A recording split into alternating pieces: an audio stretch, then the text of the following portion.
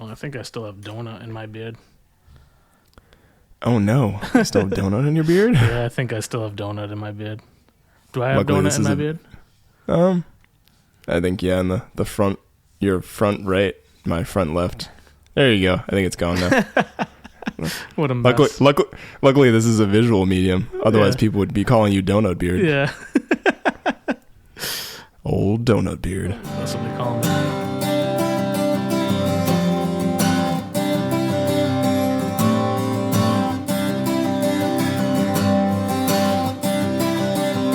Hi, I'm Nick. And I'm Josh. And this is the PUDs Podcast.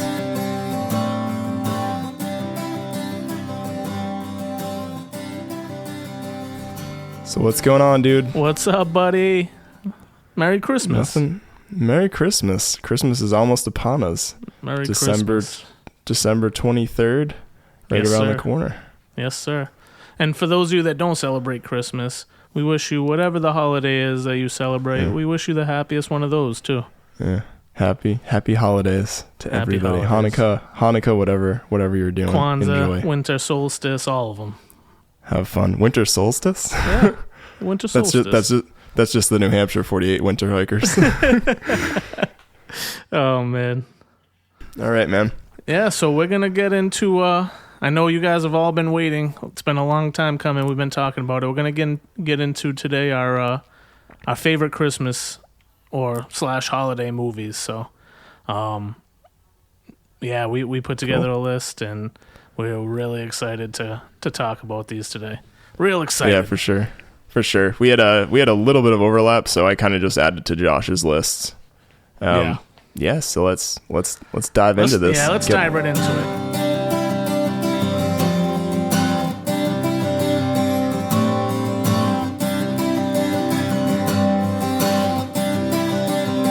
Nick, 2006. Danny DeVito, Matthew Broderick, Deck the Halls. I've not seen this in a very long time. You've never seen this movie? I think I've seen it before, but I don't remember what it's about at all. It's basically the guy, Matthew Broderick, used to be the king of Christmas. He would decorate his house all nice. Danny DeVito. Oh, I remember it now. Yeah, Danny DeVito moves next door with his family, and they just keep trying to outdo each other, and hilarity ensues. It's just a fun Christmas movie. Cool, man. Yeah. Have you... I feel like Matthew Broderick hasn't been at anything in a really long time, yeah, I feel like. Yeah. I think Godzilla. He's like I think they talk about Matthew Broderick. I think he killed some people and kind of went into a depression. I think he hit some like a family with his car or something like that. Oh shit! I didn't hear about that. Yeah, I know he does. He was on Broadway a lot too, wasn't he? I don't know. I don't follow Matthew Broderick's career. I thought he did. Well, I thought he did a lot of theater stuff. Anyways. Yeah. Cool. But yeah, that's a good one. I wouldn't say that's one I watch every year, but every time I do watch it, that's one that I really enjoy. The rest of these on this list, I think I go out of my way to make sure I watch every year. So, next up, we got The Night Before.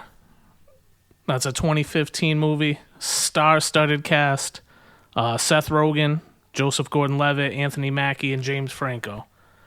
Synopsis of that movie: James Franco, Joseph Gordon-Levitt. It's like a love lost, trying to regain old love. They're trying to get to this party that this girl that he's in love with is getting to. It's like a secret party, and it takes them. They smoke some weed, and it takes them down this whole path of... I've not seen this before, but I guess if Seth Rogen was involved, it probably involved weed. Seth Rogen does he does some bad coke. It's a crazy movie. It's almost like a modern take on the Christmas Carol, it's like Christmas Past and stuff like that, and it's not it doesn't go that far, but it's like things that could have been or stuff like that. So yeah, it's hilarious. That movie's hilarious. I have to look that one up to watch tonight. Yeah, sounds intriguing. Yeah. I'm gonna go to the ones I missed a couple that you had listed. So we watched, and this movie we watched the other day. So this is 1991, Jingle All the Way. So good. It's so cheesy, but it's so good. Arnold Schwarzenegger, Jamie, Sinbad, Phil Hartman, and cue all the bad Schwarzenegger impressions. Jamie, come give your dad a kiss. I like how he doesn't. He's like, how does he know it's me? He knows my name. Or I love Phil Hart. The funniest part in that movie to me is when Arnold Schwarzenegger's character is calling the house, and Phil Hartman's the super creepy like neighbor guy trying to get with his wife, and he's like eating his cookies and he's like, put that cookie down. And he's like, oh my god, these cookies, what does she do to these cookies? So great. It's turbo time. So synopsis of Jingle All the Way, if you haven't seen it. Arnold Schwarzenegger is a terrible dad at Christmas and doesn't have time for his kids, so he's trying to make up for his love by getting him the most popular action figure on the face of the planet, and he can't Turbo get Man. It. And he can't. And he lies to his wife and says that he already got it. Sneaky great is Sinbad as the mailman. He's like fantastic. He's like all over this city. He's definitely not on his mail route. He's like all over the city. He's drinking on the job. He's just throwing mail everywhere. He has a package that's a bomb. He blows up like the radio station. What a good movie. It's like a terrible movie, but it's so good. Yeah, I was gonna say the same thing. I like the part too when you mentioned like when they're in the coffee shop together, whatever, and he pulls out the whiskey, but then he's like, I'm sure I only need like your son will probably only need like a little bit of therapy after this or something like that. It's like only messing him up because he's like he talks about all his aspirations and dreams when he didn't get a toy that he really wanted for Christmas. So then Arnold Schwarzenegger's like concerned about it. It's just funny. What a terrible life the guy must have being a mail carrier. Oh no. Oh my lord. That's where we all went wrong, but so you also on your list you had 2004's Christmas with the Cranks. Yeah, we watched this super recently, so I can knock this one down, but basically Tim Allen's character and Jamie Lee Curtis, like they basically are husband and wife and a family, and their daughter's in college and supposed to be away for the holidays. I think she's like in the Peace Corps or something random. I forget exactly why. And they decide that they're going to skip Christmas and like go on a cruise to like save money instead of like actually participating in Christmas. But their whole neighborhood's like, who's kind of led by like Dan Aykroyd's like the neighborhood like mayor, so to speak, kind of deal. And kind of just all sorts of hilariousness around them trying to avoid Christmas and like the neighbors like trying to get them to decorate and everything because like their whole neighborhood's like super into Christmas and kind of comes together and stuff. So it's funny. They find out the daughter's coming home for Christmas, so they want to make it like special for her. Yeah, last minute they find out and they like change everything. Yeah, Melissa loves this movie. I'm not a fan. I'm not a fan of this movie. Yeah, I don't know why. I didn't see it for a while because I remember looking at the previews and just being like, this doesn't look that great, but I think it's pretty funny. It's just cheesy. But Tim Allen and Jamie Lee Curtis, they're fantastic. So there's a throwback to like Halloween, which we were talking about, like the Halloween the movie in our Halloween episode, I guess. But there's like a part where like the people that wanted them to like get the Frosty out of the basement like sneak up behind a curtain when she's like in the house hiding or whatever, which is totally like the thing that Michael Myers does in Halloween itself. So it's pretty funny. That's a good callback. For sure. And then we got 1990, Home Alone. Obviously everybody knows Home Alone. Macaulay Culkin, Joe Pesci, Daniel Stern. It's just one of those movies that everybody's seen. It's a Christmas classic. Like everybody's done the slap the shaving. If you're a man, I'm sure everybody's done the slap the aftershave on the face and do the in the mirror. For sure. Yeah, I was gonna put the second one on here too, but I felt like that was redundant because the second one, a lot of people I know, like Ash actually thinks the second one's better than the first. I think the film, you can tell with filming they had a bigger budget because of the success of the first one, because they go like all over like New York City in the second one, and then like Donald Trump makes a cameo, and they're in Central Park and the Twin Towers and all these different places. That's what I was gonna say. Only one of them has the Don in it. Only one. Yep. Yeah. All right. So now we got a throwback, Nick. And I want to hear your take on these, but the couple that I have listed, the first one is Rudolph the Red-Nosed Reindeer. That's 1964. That's the Rankin and Bass claymation movies. The OG. The OGs.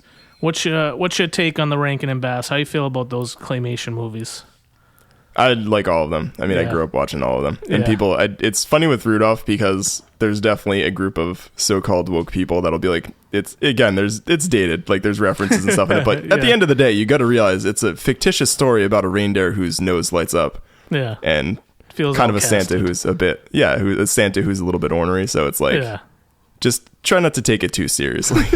Like, I don't think people were thinking about that back then. Yeah. Yeah. Yeah, and then you got Yukon Cornelius, you got Hermie the Elf, you got what's his name?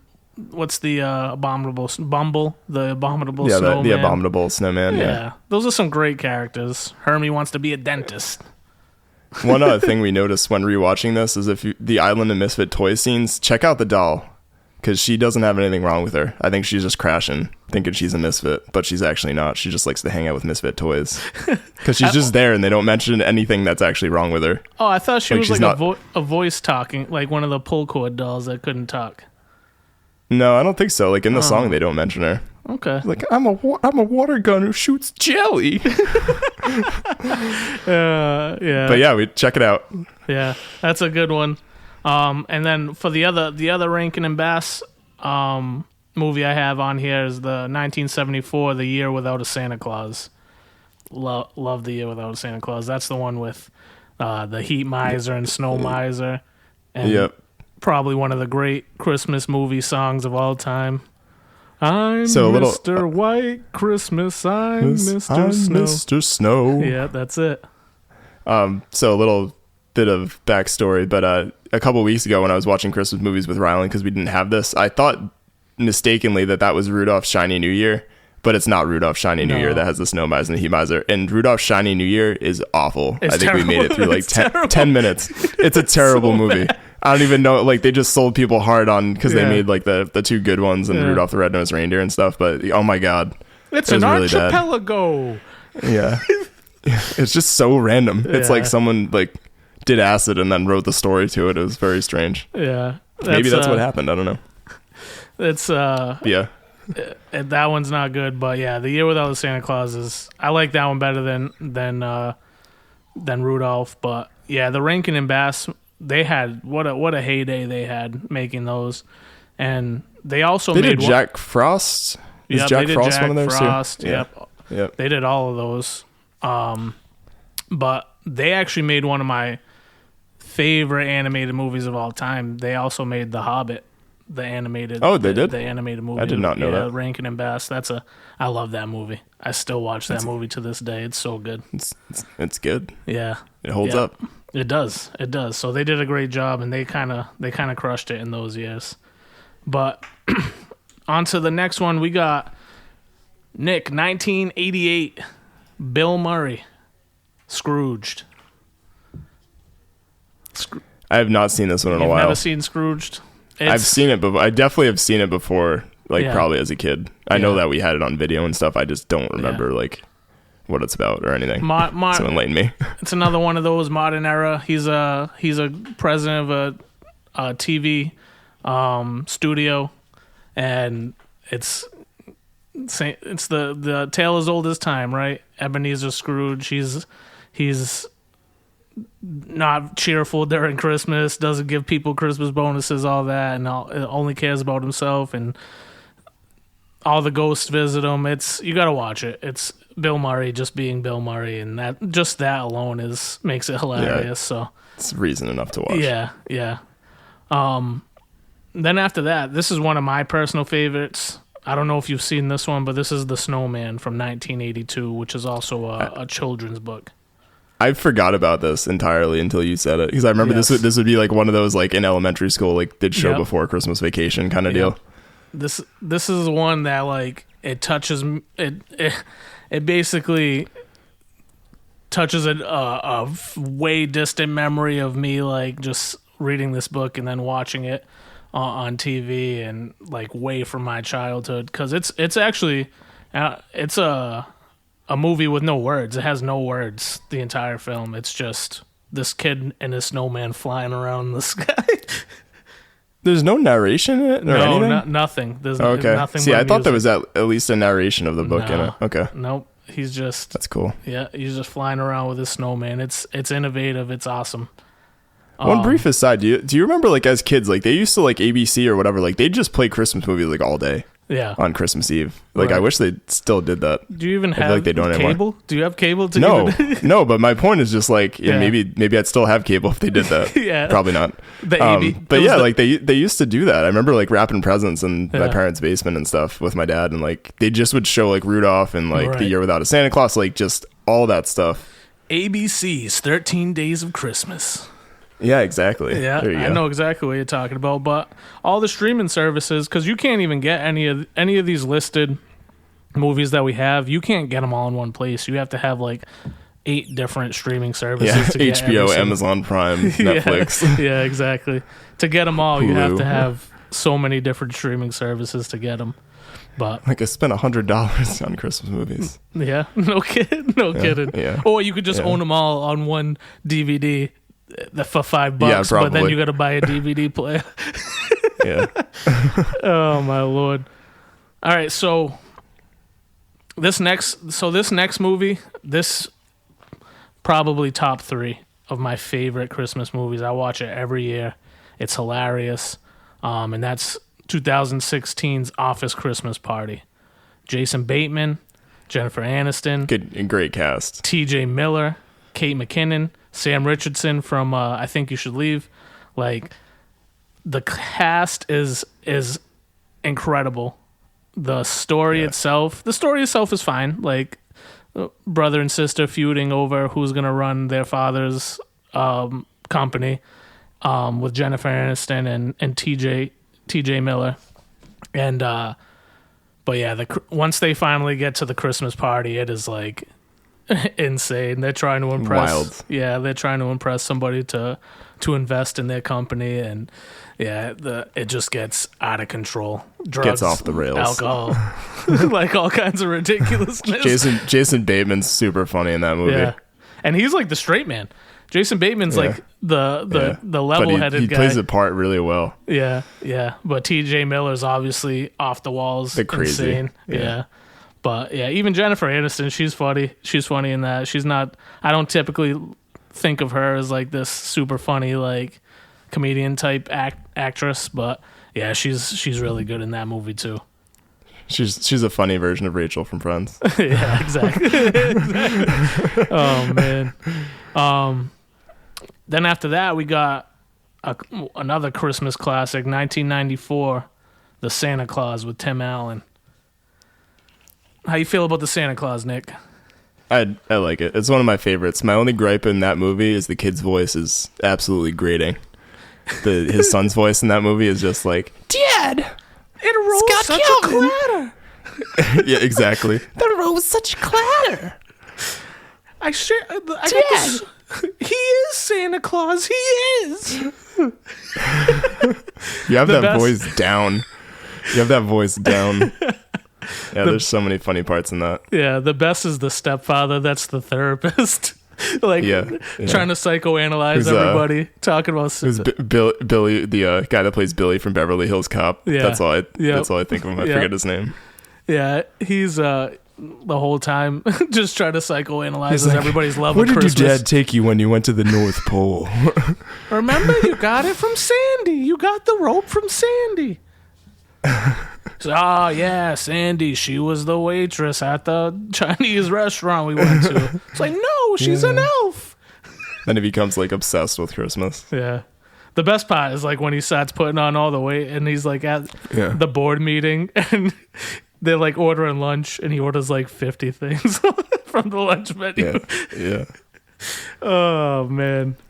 But yeah, that's a classic movie. They've made now probably 1 million. There's probably 5 by now. I think they're gonna make another one too. So yeah, there's I think the second one's not too bad in my opinion. I think the third. I think after that they go downhill pretty aggressively. There's like one with Martin Short in it and stuff. That was like really weird. Yeah. I think that's 3. Like the one where he's like there's like a fake robot of him or something, of Santa or something. That might be 2 actually. That might be number 2. I forget. Yeah. Oh, okay. But yeah, that's the Santa Claus is great. Just watch the first one. Yeah, it's hard to catch lightning in a bottle, people. You can't. Not everything can be great, but yeah, that's a great one. And then next, Nick, on here I have The Grinch, and I have literally 3 versions. Every 1966, the original animated. Boris Karloff. We talked about a little bit that one on the on our music episode. And then I got 2000s. That's Eddie I'm sorry. That's Jim Carrey in the 2000s. That's 2000, huh? Yep, we are getting old. 2000. And then Feels 2018. like it didn't come out that long ago. Yeah. And then 2018 is the newest one, and that's Benedict Cumberbatch. He plays the Grinch in the newest one. And I love all of them. I'm a fan of the Grinch. I don't. I gotta watch the new one. I gotta watch the newest one. I know you said it was pretty good. Yeah, Jeremiah's in love with it. It's just a new spin on it. It's a new take, and the music in it is good. Yeah, they do a really good job. But if I had to pick out of those 3, my favorite is Jim Carrey's version of the Grinch in 2000. He does such a fantastic job. Yeah, well, it's just again, it's Jim Carrey, right? So it's like he's just I think the makeup and everything too, and the fact that he had to wear like those crazy contacts the entire time. Yeah, he was like on set and doing all that. Like it's impressive that he's like that animated in that movie on top of the costume he's in and everything else. Yeah, that's the great is the physical acting by Jim Carrey, and probably every movie. You think Ace Ventura, all that stuff, like. His physical acting is insane, and then you take this character that's been created, and you just add Jim Carrey into the mix, and his physical acting and just his ridiculousness. Like it's great. It's one of my favorite Christmas movies. And then who like directed that? Is that like Tim Burton that did that? No. Oh, okay. Yeah, I'm like just because the art direction, and it's pretty like crazy, like how they make the Who's look and everything. It's like a lot of effort went into the. Like how the sets look and all that stuff. Yeah. It's like pretty impressive. And when I think of Whoville, I'm like, that's got to be what Whoville would look like. That's what Whoville looks like. Yeah, exactly. All right, next we're getting into, this is my personal top 3 favorites. I don't know how you feel about these. I think we have they'd be up there. Yeah. They'd be up there. Two out of 3 of them at least, for sure. We have a unanimous number 1 for sure, and we'll get to that in a minute. But right now we got 2003's Elf.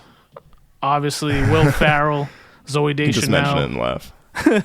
James Caan, Peter Dinklage is in there. Ed Asner plays Santa Claus. And I know who directed this one is Jon Favreau. And Jon Favreau obviously has become huge in like the Marvel world, the Star Wars world. Like he made this Christmas movie and kind of changed what modern day Christmas movies looked like. And it's a great movie. It's hilarious. I think everybody on the planet must have seen Elf by now. I know too. Apparently James Caan like thought Will Ferrell was just like batshit crazy, like when he made this, because he was that's kind of one of the, because James Caan, what, did he pass away a couple of years ago? Yeah. Maybe. Yeah, I think so. But it's just kind of funny to think like the guy who played like Sonny in The Godfather is opposite like Will Ferrell dressed up as an elf in the entire movie. Yeah. No, James Caan is the dad. James Caan plays. I know. I'm saying. I know that. I'm saying he's Sonny. He's Sonny in the Godfather. He plays. He like literally such like a serious role and stuff. Yeah. Will Ferrell's wearing tights all day, and this guy's gonna take him seriously. Yeah, exactly. Yeah. Just ridiculousness. But saying that, he plays like the hard ass like dad. Oh yeah. Like he's the role. Straight guy. He plays it perfectly, like to the point where like halfway through the movie, like I freaking hate this guy. I hate James Caan. Yeah. And then obviously he comes around and all that. He gets his Christmas spirit back. But yeah, Will Ferrell, another one. His physical acting. He's just such a big dude. His physical acting is insane. The way that they shot this movie, I don't know if you've seen any of the behind the scenes stuff, because I think it was on that Netflix like Movies That Made Us. But the way that they did the perspective shooting when he was in the North Pole, like, so he would look way bigger than. Oh yeah, I have else. seen that before. Yeah, yeah, because it's is it Bob Newhart? That's like the elf or like his Papa Elf that he sits on. Yeah, Papa Elf. Yeah. Well, there's not like what can we say that hasn't already been said about Elf? It's just it became a timeless classic. Peter Dinklage before he was I don't know if he was Game of Thrones wasn't created yet. I don't think so. Which is kind of funny, but he's super funny in that. Call me Elf one more time. You're an elf. He's an angry elf. You're an angry elf. Oh man. All right. 1989, Nick. Christmas Vacation. Chevy Chase. The Christmas Vacation. Hip hip hooray. We watched this movie last night. We watch it every year. It's one of my favorite movies. Favorite Christmas movies. So good. Yeah. So good. Chevy Chase makes some crazy ass faces in that movie also. It's always funny, like just the different reactions. Love when the cat gets zapped under the couch. There's just so many funny moments that happen in that movie. Yeah. Cousin Eddie. Cousin Eddie. When he's stuck in the attic and he has to put on like all the old lady clothes to stay warm. Yeah, it's a great movie. Why is the floor wet, Margot? I don't know, Todd. Yeah. And Julia Louis-Dreyfus in that whole part. Yeah, that movie's it's a great movie. It's so good. It's hilarious. Yeah, like I said, we watched that movie last night. That's one that we watch every year, maybe even a couple times a year, because it just starts off so like perfectly too. It's just them singing in the car and the kids in the back seat like rolling their eyes like, can we just get this over with already? Deck the halls with boughs of holly. I like when is it the part where they finally get to the tree with the daughter and there's like the subtle like line where she's like, Clark, she can't see anything, her eyes are frozen. Something like that. Yeah. No, she's frozen from the waist down, honey. Yeah. Oh my Lord. All right, before we get into our unanimous favorite, I got one honorable mention that I did not list. And it's not a Christmas movie, but it's a Hanukkah movie. And that's 8 Crazy Nights, 2002, Adam Sandler. And this movie is hilarious. Hilarious. I love this movie. I haven't seen that one forever either. I've seen it a bunch of times. Yeah, Adam Sandler lost his parents when he was young, and yeah, he's just a delinquent and adult, and his heart is changed by the spirit of Hanukkah and Christmas. It's like the Hanukkah version of A Christmas Carol. Yeah, basically, and he lives with Whitey and his wife. I forgot the wife's name, and he's just, that's a technical foul. Davy Stone, you're a friggin' degenerate. Oh, it's what a great movie that is. It's so funny. It's so funny. But all right, so last but not least, our unanimous favorite Christmas movie. This might be the best Christmas movie of all time. This is definitely the best version of this movie, and that's 1992's The Muppet Christmas Carol. Wow. Fantastic. So good. Fantastic. So good. It's Michael Caine is so fantastic in that movie. And the fact that he's playing so serious in a Muppet movie is like what makes the whole thing. Yes. I think his level of that he brings to this movie is just what makes the movie so great. Is he's a great on his own, like on Broadway or if it was any other Christmas Carol movie, he'd be a great Scrooge. But then you got all the Muppets and the hilarity that ensues with the Muppets, and then you got Michael Caine just being straight Michael Caine the entire movie. It's so good. Yeah, there's a lot of different funny moments in that movie as well. And I love the part where he throws the reef at the little rabbit thing. The little rabbit Muppet. That part like still makes me crack up every time. The rabbit's like, oh! Can they throw a couple more lumps of coal on the fire this year? How would they like to celebrate Christmas in the unemployment line? Yeah, and the heat wave. Yeah, then they start all the rats. Yeah, all the rats put on their hula skirts and start acting like it's tropical. Yeah. It's so funny, dude. And then Gonzo obviously playing Charles Dickens, narrating the story the entire time is great. Him and Rizzo the rat.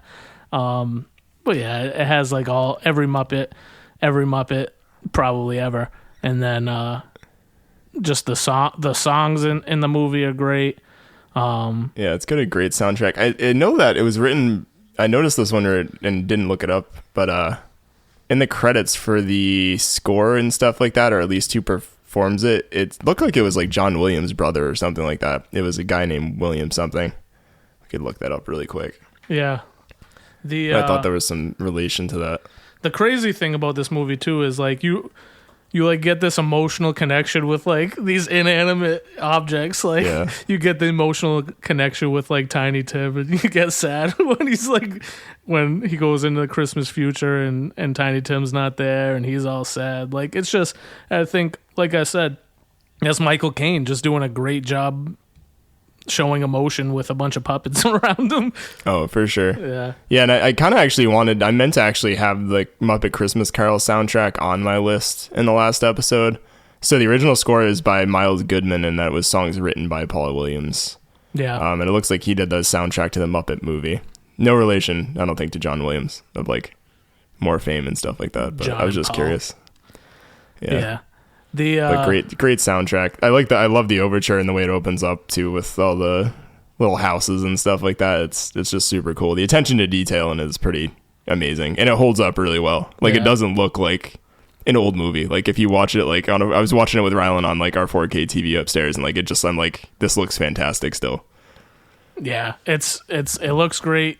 The song that Kermit and Tiny Tim sing when they're walking and during Christmas Present, where they're walking back home. 'Tis the season to be jolly and joyous.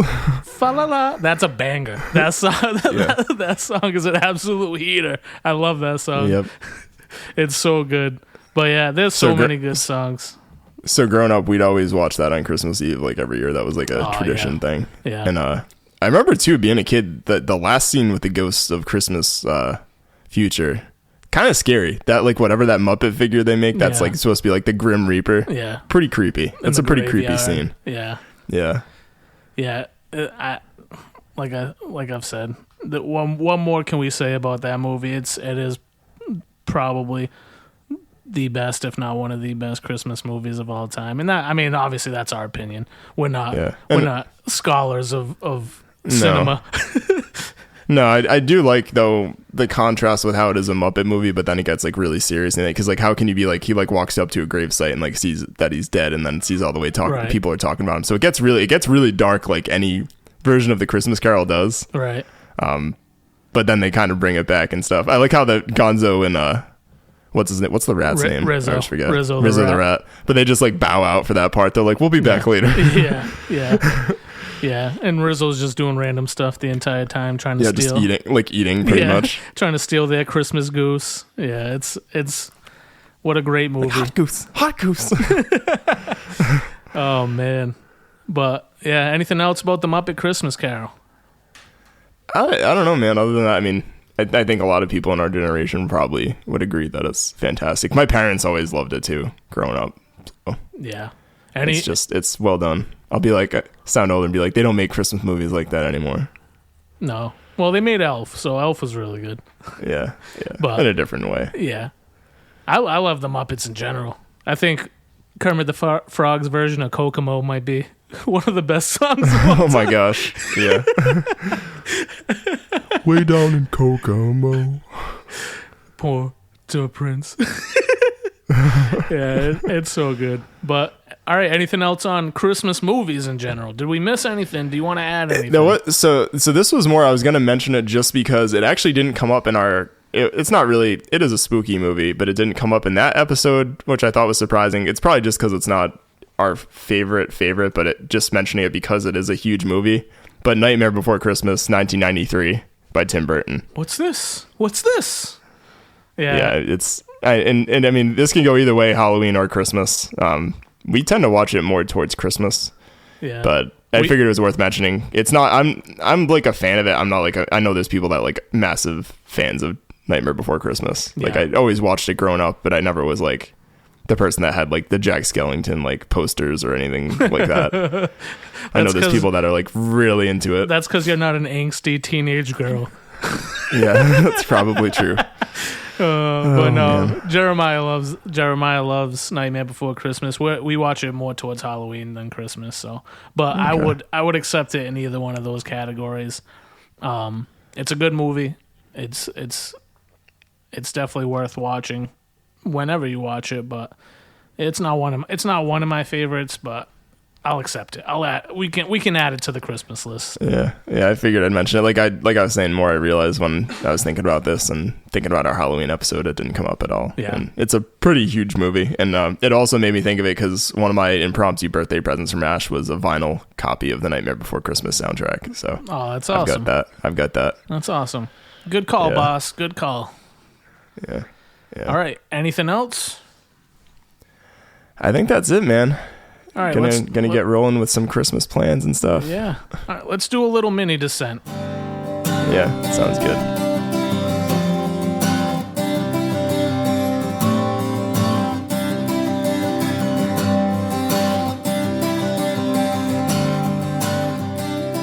All right, buddy. All right, man. So I wanted to ask you, because I was talking to Melissa about this the other day. What's the best Christmas present you've gotten in your lifetime? Tough. That's tough. And that'd be really tough to pick. If you want to relegate it to your childhood, we could do that if that makes it easier. Yeah, I'll relegate it to childhood. Probably like a PlayStation, honestly. Like I think that was like, it's because of one of those things like I really like wanted, and it was like such a big thing when it came out. And yeah. Other than that, I remember as a kid, I used to get super excited for, I'll do like a tie between, because I was a little bit older, but like being like a kid, like 6-7 years old, all the micro machines and stuff, like the toy tanks and like bases and all that stuff. I used to, dude, I used to love those. Used to play with those as an only child. I used to play with those for hours upon hours when I was a kid. Those were your best friends. Yeah, all my friends were here. Everybody's here. I got the tank. I got the fire truck. Me and the gang.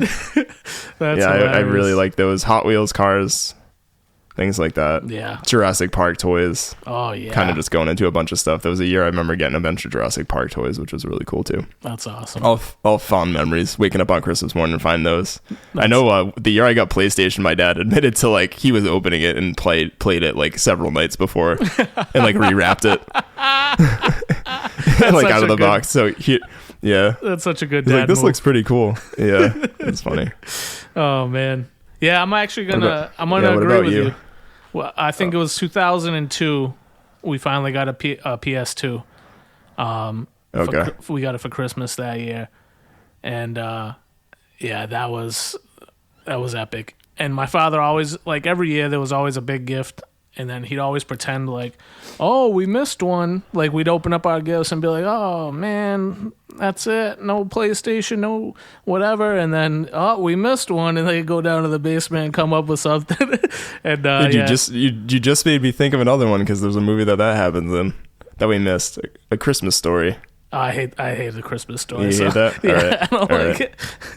I like just that too movie. Many years. I like that movie. I think I just watched it too many times. It was like they do play that incessantly on TV. It seems like every year. I should say I haven't watched it probably in like a couple years. Yeah, because you need a break. You need a break from it. You need a break. You need a break because you probably watched it every year in elementary school right before Christmas vacation. Oh, yeah. And it's on like right after Thanksgiving every year on TNT. Like yeah.